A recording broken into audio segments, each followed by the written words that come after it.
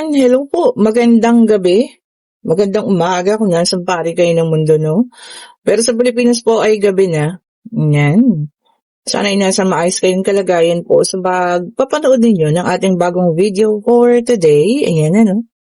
Salamat po sa lahat ng mga laging nag-aabang, sa mga palagiang nanonood ha, mga bago, mga datihang subscriber. Salamat po sa inyo. Kaninong situational reading ang ating makukuha ngayong gabi? Ulitin natin, hindi lahat makaka-resonate, pero pag naka-resonate ka, ibig sabihin po ito ay para sa iyo. Okay, so meron tayo ditong Nine of Cups, meron tayong the Death card, signifies ending or maaring new beginning din. Meron tayong Five of Pentacles, meron tayo ditong Seven of Cups, at yung isang dumulo, meron tayo ditong Five of Wands. Okay, tignan pa natin ha. Ulitin ko po sa lahat ng gusto ng private reading on Friday. Etong paparating na Friday po ha, after Christmas. Ayan, magpabook na kayo ngayon ha. Okay po, kapag may nauna po dun sa oras na gusto ninyo, sorry po ha, yun po ang uunahin natin. Lalo na kapag hindi naman kayo nagpa-reserve or hindi kayo nagpa-book. Okay, meron din tayong the Emperor.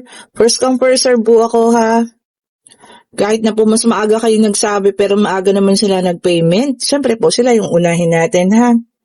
Ayun, sasabihin niyo sa akin kung anong oras na lang po kayo meron. Syempre po wala na po yun.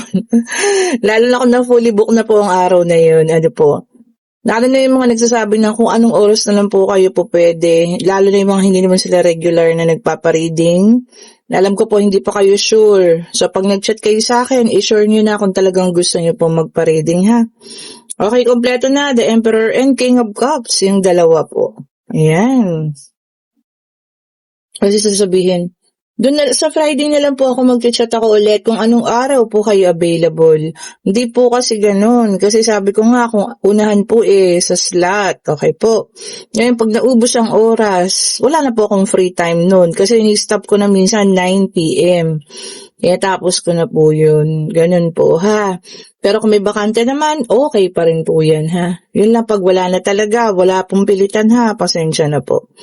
Okay, kompleto na tayo. Ayan, ang dami ko naman sinabi. Baka may violent reaction tayo dyan. Okay, may nakikita tayo ditong person, King of Cups, full of emotion. At ang tao din na ito po ay matured na, Kasi nandito ang dating emperor. Maaaring siya yung taong umalis, ayan po ha, nagtapos ang iyong relasyon, nagkaroon ng pagtatalo, ayan po Ang lang ngayon is full of emotion siya, napaka-emotional niya ngayon, especially itong season na to, Siguro nga kasi Christmas season, punong-puno siya ng emosyon po, puro kalungkutan. So, kasi nga, not sure kung okay sa kanya, ang pag-alis niya na to or pag-alis niya na yun. Bakit nakakaramdam siya ng kalungkutan? Stagnant siya. Parang hindi niya alam kung anong gagawin. Basta ang nararamdaman lang niya ngayon is too emotional. Lungkot, pagsisisi, panghihinayang, para sa kanya po. And ito nga, nagkaroon kayo ng kaunting, siguro nga hindi nga kaunti medyo malala yung kaguluhan niya yan. So kaya naghiwalay po ha. Pero so far, sa ngayon, siya yung nakikitaan ko ng sobra-sobrang pain, emosyon, kalungkutan, Nasa kanya po, hindi nga ikaw siya po, yung nagkakaroon ng ganun. Siguro, hindi naman niya ninais na magkaroon kayo ng paghihiwalayan or baka nagkaroon na ng realization sa ngayon. Especially itong season na to, kung saan dapat masaya kayo, 'di ba? Tapos ang nangyayari ganito po paghihiwalayan. 'di ba po? So kung mga ganito, mga pagkakataong ganito ha, wala naman kayong dapat gawin kasi wala naman siyang ginagawa Emotional nga, pero wala naman pong ginagawa pa. Hindi naman pwedeng ikaw mauna, 'di ba? Baka mamaya wala naman siyang balak. 'Di ba po? So, hayaan nyo lang, Hayaan nyo siya. And then, meron tayong the Chariot, may dalang number 7. Ikaw, naka-overcome ka na. Yan ha. So, kaya pala sa unang, Wala nang lumabas tungkol sa'yo kasi naka-overcome ka na. Kumbaga talagang ito na, tapos na 'no, hanggang dun na lang. May dalang number 7 yon and meron tayong the star, may dalang number 17. Okay. So ngayon nag-heal ka, naging positive. Ayun, maganda, no? So talagang nag-heal. Kumbaga talagang tinanggap mo na ng buong buo, no? Para sa isip mo, yun na yun. Yun na yung huli. Tapos na. Oh. And then, meron tayo ditong the apathy card. Talagang, remorse. Tapos, talagang depression, Yun yung mga nararamdaman niya ngayon. Nostalgia, sabi sa inyo eh. Yung pag-alala doon sa mga nakaraan ninyo. If family kayo, kung pamilya kayo, naaalala niya yung kayong buong pamilya.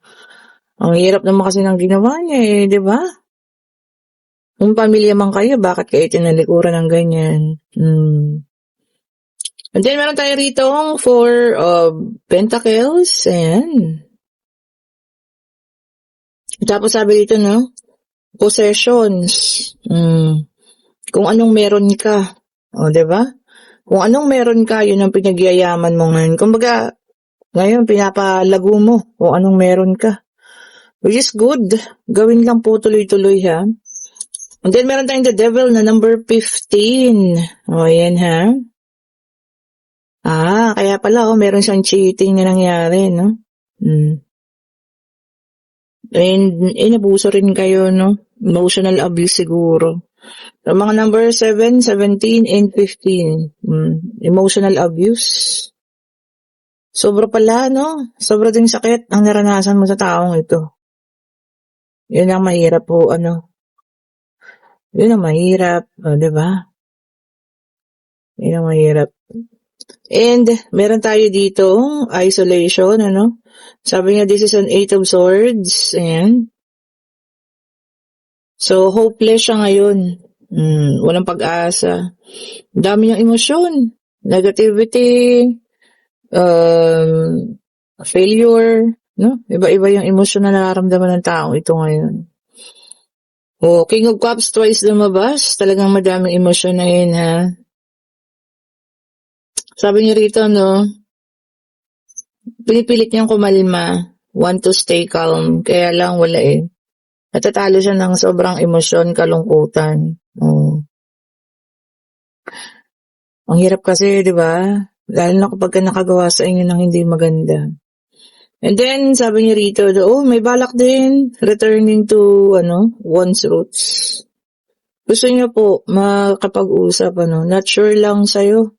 Baka hindi ka na, baka okay ka na. Di ba? Baka tapos ka na.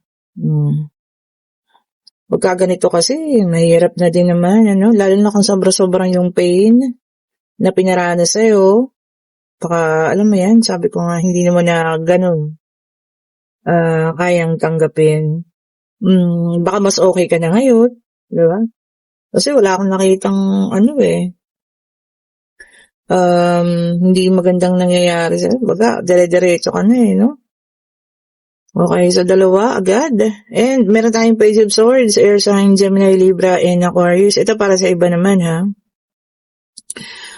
Sabi rito, ha? Magkakaroon ng negotiation.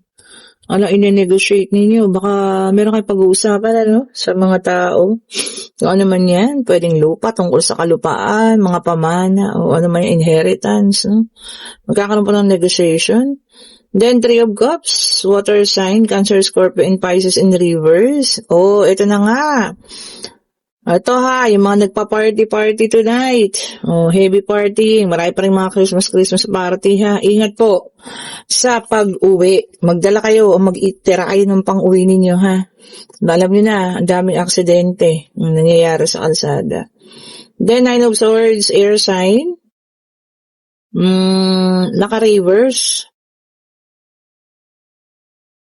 Sabi niya rito, deep-seated fears. Kumbaga merong malalim na pagkatakot. Parang na to, Bakit? Anong kaya katakutan? Baka po pwedeng ilabas na yun, yung takot na yun. Baka hindi lang siya yung phobia, or something. Baka may pangyayari na sobra-sobra yung pagkatakot ninyo. Baka maaaring merong tumulong sa inyo pagsabihan, magsabi kayo, no? Psychologist o kung ano man para matulungan po kayo, ha? And the judgment is here, fire sign po, ha? So meron tayo air, water, and fire. Sabi niya dito, no? Awakening or paggising. Ayun ha. So magigising sa mga, alam mo yan, hindi magagandang bagay na pangyayari, no? So eto na, ang paggising po. Siguro pag nagising na, umiwas na, umalis na, di ba? And then 10 of Pentacles, Earth sign, Taurus, Virgo, and Capricorn. So nandito na ba lahat? Air, water, fire, and earth. So nandito na lahat po, ha? Ito maganda, ha? So, ngayon puro sa pamilya. Family, sabi niya, no? Family love, pag-ibig sa family, no? Natural, para sa akin, ha? Itong panahon na to, para sa pamilya po. Hindi para sa mga kaibigan. Itong panahon na to, itong buong linggo na to, ha, napapasok. Simula bukas, spend time with your family po, ha? Itong panahon na to ay para sa pamilya, para sa pagmamahala ng pamilya, ha? Wala pong iba. Sana naman, usin niyo yung mga kabitsi na dyan. Unahin natin, pamilya natin, ha? Walang ibang magtataguyod sa inyo or ibang mag-aalaga sa inyo, kundi pamilya niyo pa rin. King of Cups, water sign, pangatlong beses, too emotional. Talagang mayroong mga taong emotional sa ngayon, Whether, sabi ko nga, babae, lalaki, LGBTQ, no? Pagka ganitong season at nandun ka sa panahon ng, alam mo yun, healing, nandun ka sa paggaling, talagang, alam mo yan, too emotional. And then, Four of Swords, air sign, Gemini, Libra, and Aquarius. Ayan, burnout. May mga sobra nang napapagod. O, diba? Especially, yun sa mga groceries, yung mga bagger, mga cashier dyan, sa mga, basta yung mga nagtitinda, Although, maganda, maraming sales, pero pagod po yan, ha? Sobra-sobra yung pagod niyan. Sabi ko sa inyo po. Talagang ang pagod nila, sobra-sobra, Tapos samahan pa ng makukulit ng mga bumibili, di ba? And then Queen of Wands, fire sign, Aries, Leo, and Sagittarius. Ayan, Sabi niya rito, determination, focused and determined. Yun, maganda, So siguro pagka talagang gusto nating umalis, yung talagang mag-heal, kailangan na nating focus and determine na tayo, na talagang mag-start na tayo, or kumbaga kung naka-start na kayo, tuloy-tuloy na yan, di ba? Healing and talagang pag-alis sa mga ganyang sitwasyon, di ba? Mag-heal totally bago makahanap, or bago man magkaroon ng panibagong pag-ibig po. Para hindi maging unfair sa'yo, hindi lalo maging unfair sa kanya po, ha? Okay, so ito na. Pwede na kayo magtanong. Pag-ibig, pangyayari, pag-travel. Kung ano man ang iyong katanungan, Itanong niyo na po, Divine Universe. Ibigay ninyo. Ito na nga, binigay na. And, no po ang sagot. At may kasamang number 18. So, ang number natin ay 7, 17, 15, and 18. Sa ngayon po, kung ano man ang tinanong nyo ay hindi pa. Ayan. Okay po. And, sabi rito, somebody is talagang may illusion pa sa inyo ngayon. Somebody is dreaming na makasama ka ngayong Pasko. Okay po. And kung kayo nasa situational reading, na maaring makabalita kayo ng pangyayari dito sa taong ito, past person ninyo. Wala rin naman kayo magagawa. Hayaan niyo lang siya. Diba? Hanggat hindi nagre-reach out, ang payo sa inyo, love yourself po. Unahin palagi ang sarili, ha? Hanggat hindi siya nagsasabi or kung ano man, hindi humihingi ng tawad, hayaan niyo po siya. And deserve niya. Deserve niya po yung mga emosyon na nararamdaman niya ngayon. Baka mas malala pa dyan yung naramdaman niyo nung kayo sinaktan niya, Okay po. And kung gusto niyo mag-order ng mga bracelet, ayan po, humabol na kayo, may pa-JNT tayo bukas at dumami na naman ang ating order, ha. Humabol na po kayo sa Trin at kung ano man para sa pag-ibig, protection ninyo and mga evil eye, ayan, ha. Mag-order na po kayo. Ayan ang ating mga evil eye. Nagkagulo na. Thank you so much po for watching. Pa-like, pa-share, subscribe, and hit the notification bell para lagi kayong updated sa mga bagong videos na nire-release natin. Maraming salamat po ulit sa mga palagi ang nag-aabang. Ayan. Magandang gabi po sa inyong lahat. Salamat po ulit. Bye-bye po. Happy Sunday.